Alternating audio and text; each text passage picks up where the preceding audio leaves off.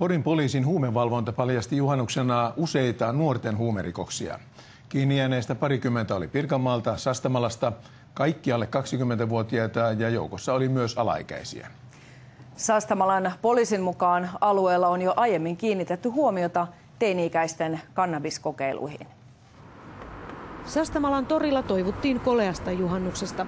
Moni hämmästeli huumeiden rantautumista maaseudulle rauhallisena pidetyn nuorison keskuuteen. No äärettömästi ihmettelen kyllä, että onhan täällä nyt tietenkin mielisairaala, niin siellähän on huumeosastoja.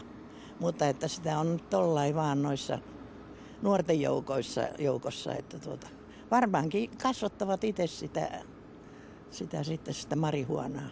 Näkyykö täällä katukuvassa mitenkään? Ei, en ole kyllä huomannut. En kyllä tosiaan iltaisin ole täällä liikenteessäkään pahemmin enkä öisin. Niitä ei erota siis, kun ei ne niin horju eikä mitään, ne on, mutta silmistä näkee, että se on semmoinen tuijottava katse. Teini-ikäisten huumekokeilut ovat olleet paikallispoliisin tiedossa. Me tiedämme, että tällaista huumeiden kasvatustoimintaa täällä on jonkin verran ollut ja eihän varmaan paikkakuntaa Suomessa ole, missä huumausaineita ei käytettäisi. Eli se, että tällainen ryöppy nyt, jos näin voi sanoa, tuli esiin, johtui lähinnä uskoakseni siitä. Eli oli paljon sastamalalaisia nuoria Porissa ja kun porukkaan iskettiin, niin sitten useimman hallusta löytyy näitä huumausaineita. Poliisin mukaan teini-ikäisten kannabiskokeilut eivät ole harvinaisia.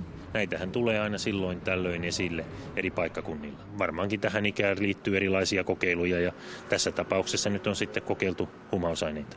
Ei sitä sillain kauheasti puhuta, mutta kyllä niin kuin pari tiedetään, ketkä käyttää huumeita. Ja kun on yksi sellainen ainakin, ketkä käyttää huumeita, niin sitten se tarjoaa muille ja muut lähtee mukaan siihen. Niin en mä tiedä, kai se Tampereelta, kun siellä käy aika paljon kaikkia porukkaa, niin kai se sieltä sitten tulee.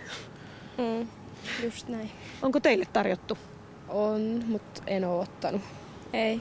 Kannabisviljelmiä on tavattu alueelta kotietsintöjen yhteydessä aiemminkin.